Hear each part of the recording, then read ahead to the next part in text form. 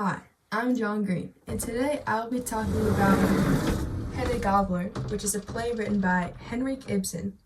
And Ibsen was born in the 1820s in Norway, and he was a theater manager. However, he faced many difficulties, which led him to move to Italy in the 1860s, where he eventually wrote the famous Hedda Gabler in 1890. Hedda Gabler is a realistic drama set in the late 19th century in Norway and takes place in Hedda Gabler and George Tesman's home. In Norway at this time, there was a rise in nationalism because of the rise of the first Norwegian government since the 1500s. With this came a rise in industrialization and Norwegian folk literature. This play starts with Hedda Gabler having been recently married to George Tesman. However, when they go on their honeymoon and then come back, Hedda realizes how bored she is and how restrained she is in this relationship, leading for her hunger for power to grow, which becomes very dangerous later on.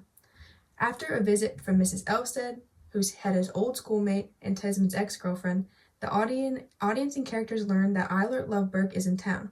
His alcoholism and deviant behavior is made apparent from their discourse. However, Judge Brack later enters, stating Lovberg is doing well and is a successful scholar. And Hedda and Brack form a close relationship.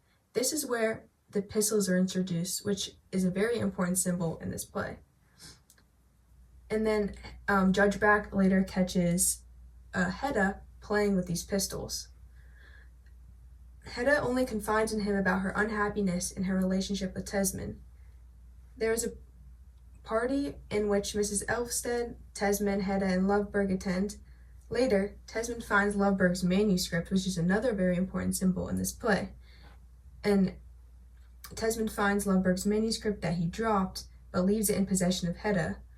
Lovberg lies to Mrs. Elvsted, saying he destroyed the manuscript, when in reality he had just lost it, and is in deep desperation because the manuscript is a part of him.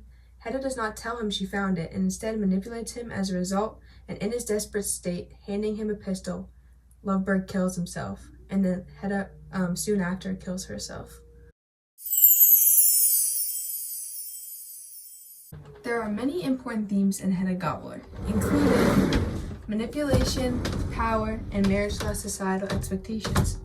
Power is the clearest and arguably the most important theme seen throughout the text because it ultimately leads to the fatal ending that occurs because Hedda Gabler uses her power and manipulates Lovberg to kill himself, and then she eventually kills herself because of her unhappiness.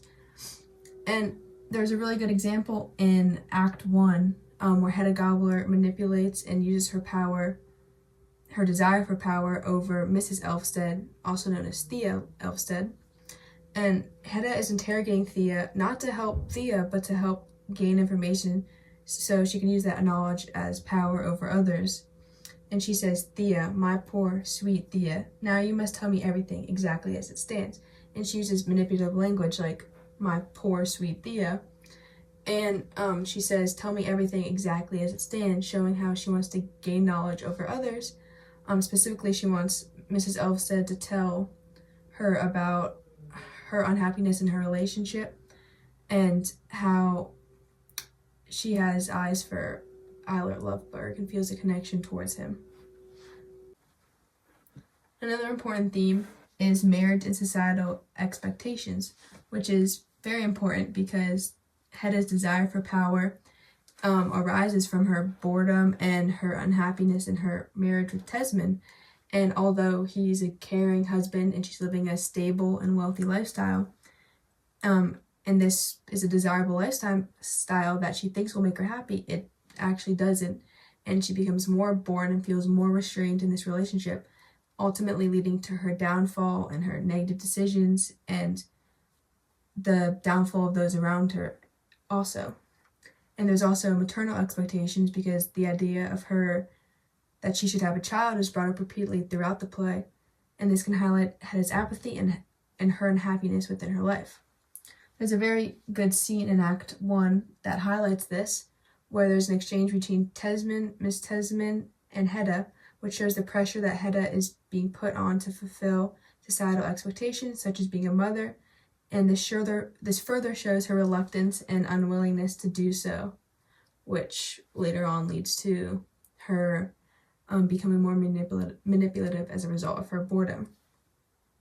Now I'm going to pass it on to my brother Hank Green to talk about authorial choices.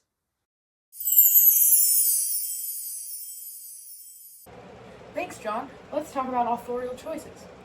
Our first authorial choice is symbols. There are 3 specific symbols to look out for. The first symbol is Hedda's pistols. Her pistols represent her need and want for power, and are also a signal of her self-caused downfall, and can also be seen as an object of manipulation or power. The second is Loveborg's manuscript, and it can be seen as either a continuation of Loveborg himself, Loveborg's child, or of even his potential. And throughout the story, this is important because the way that Hedda interacts with his manuscript sort of characterizes her as someone who is destructive or lacking in empathy, and also plays into the theme of how she rejects those societal expectations of her having children. And then the third is flowers, which symbolize the expectation for Hedda to fulfill a certain role, specifically a maternal or a role as a wife. The second authorial choice is dialogue. Dialogue is used to help characterize the characters in the play, primarily Hedda in her reactions with Tesman. You can see how she is more unkind and dismissive through different word choices that Ibsen makes. So things like sarcasm and her overall sardonic tone really contribute to this. And you can see her more as a high maintenance and spoiled character. And then you can see in Tesman how he is more of a pushover and has a lot of different priorities because of the way that he is oblivious to his aunt wanting him to have children and his desire to be a teacher.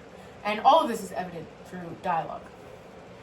So our third authorial choice is stage directions or setting, which really contributes to how we see Hedda as a character.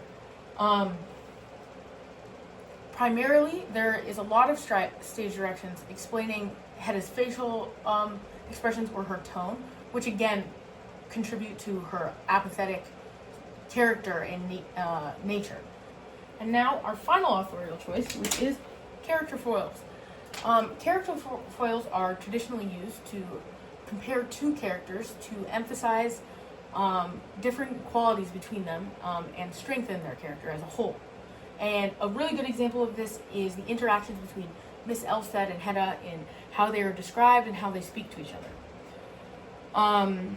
So we see Hedda as a very manipulative character, and the physical description that is given of her sort of mirrors this. And same goes with Miss Elfstead. She is more positive and more purposeful as a character, and this sort of optimism that she has is shown in how she's characterized. An example of this is in Act 1, where she is described as follows. Miss Elfstead is a woman of fragile figure with pretty, soft features. Her eyes are light blue, large, round, and somewhat prominent, with a startled, inquiring expression. Hedda is almost described as the opposite of that. She's described as tired or frustrated looking or pale, and more often than not bored or angry. And because of this contrast, we can see how they are not only opposites or not quite opposites of each other, but are emphasize the negative characteristics of Hedda and the positive characteristics of Miss Elfstead. And now, back to you, John. There are many connections seen between Hedda Gabler and other texts, and one of these texts is blindness. A key theme in blindness that is also a key theme in Hedda Gabler is power, and they share similarities specifically because of how power arises in both texts, because in blindness, the people who turn blind are kept in a facility where they feel increasingly bored and restrained by the day, and some of the groups, out of desperation and boredom, they feel the need for power and exerting power over the other people within the facility. And this is similar to how Hedda Gabler, she feels bored and she feels restrained in her relationship, so this increases her desire for power over the others around her. And similarly, in The Handmaid's Tale, power is another key theme shared, specifically the complex power dynamics and relationships between Offred and the commander. And there's some similarities between Offred and the commander and their power dynamic, and Hedda and Lovberg and their power dynamic, and how one person kind of has power over the other person.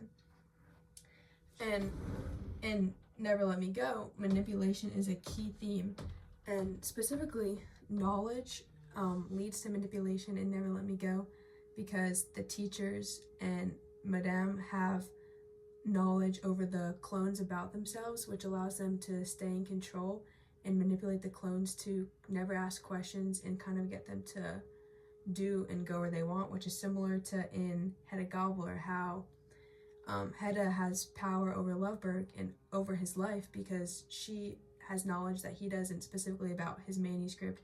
She knows its location, and since he doesn't, she's able to manipulate him into basically killing himself.